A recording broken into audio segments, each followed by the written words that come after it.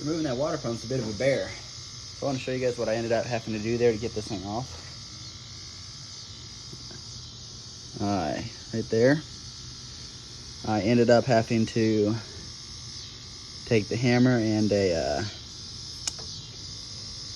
screwdriver, and I was able to punch that down into it so that it would allow it to flare out, so it would give me room to remove the fitting here, because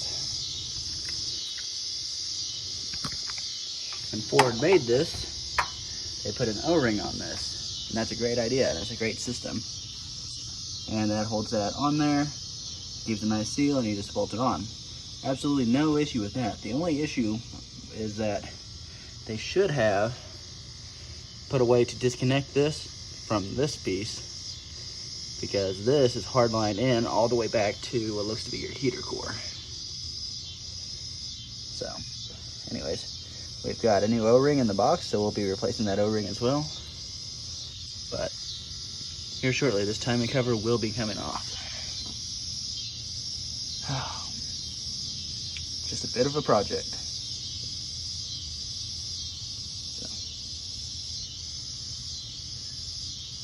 So if you were just going to replace a water pump, this is where you would stop on this job. So you would go ahead and clean up all your gasket surfaces on the water pump housing. You would reinstall your water pump. I'm sure you saw in the video, but to get the water pump off, you had to remove the power steering pulley, then the bracket to get to the water pump. This thing seizes on, so kind of a difficult water pump to do, but overall everything's apart. It's a good sign. So all you have to do is continue forward and remove this entire cover off, and we will be at our timing gear and chain. And yeah, I'll be able to replace that timing cover.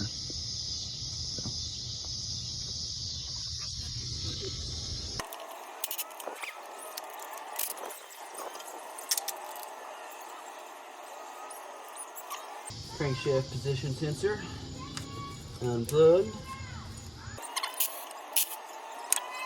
Here we've got a Hall effect sensor. This is your crank position sensor.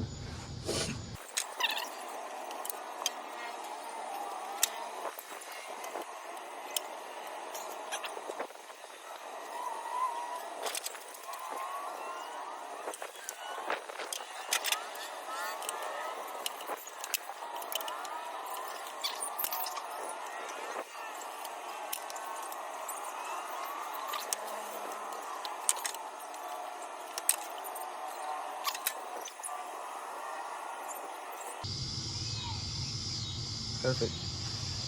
Alright, there we got our crankshaft pulley bolt out.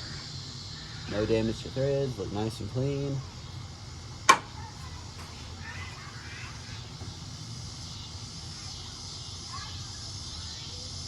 Alright.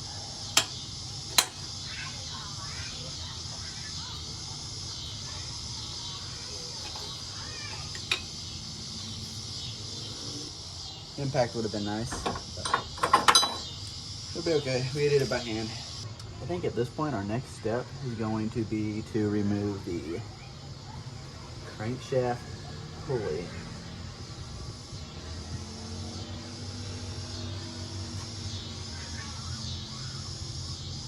Because at this time, I think that's where I'm at.